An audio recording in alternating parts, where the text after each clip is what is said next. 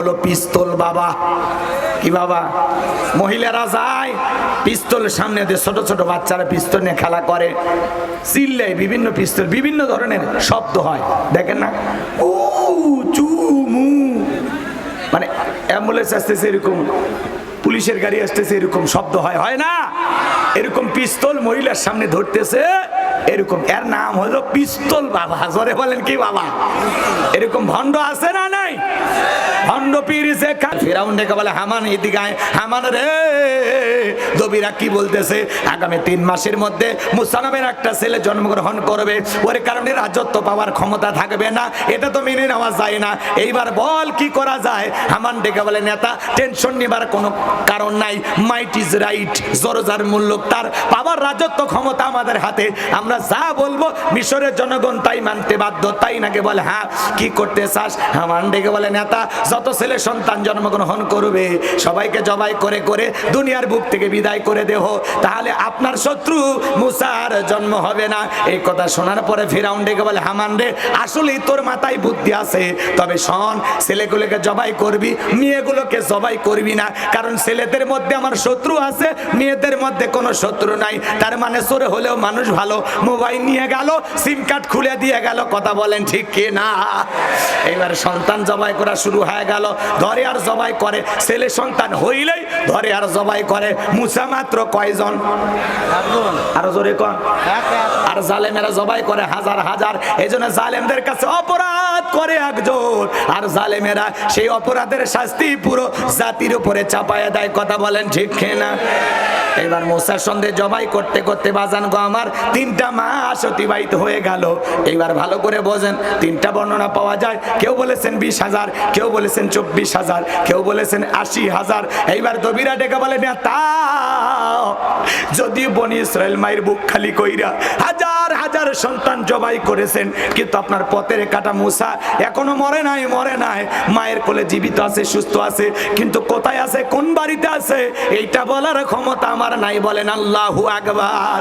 ওয়া মাকারু ওয়া মাকারাল্লাহ আল্লাহু খায়রুল মাকিরিন। খেলা কার? আরো জোরে বলেন, খেলা কার? আল্লাহ। আল্লাহ চাই মুসারে বাঁচাইতে, আর ফিরাউন চাই মারতে, ওর 14 গোষ্ঠী এক জায়গায় হয়ে মারতে পারবে। এবার বাজান গো আমার, ফিরাউন ডেকে বলে, সেনাবাহিনীর দল পুরো দিকে ছড়িয়ে পড়ো, পুরো এলাকায় ছড়িয়ে পড়ো, তল্লাশি চালাও, একেবারে চিরুনি অভিযান চালাও, যে জায়গায় মুসারে পাইবা দরবার জবাই করবা, আর মাথার টেনশনটা তাড়াতাড়ি দূর করে দাও। এইবার একদল সেনাবাহিনী মুসা নবীর বাড়ির দিকে রওনা করেছে। মুসা নবীর বড় বোন নাম তার মারিয়ম, ডেকে বলে, মা ওই যে ফিরাউনের সেনাবাহিনী দেখা যায়, মা আর বুঝি ভাইকে বাঁচানো গেল না।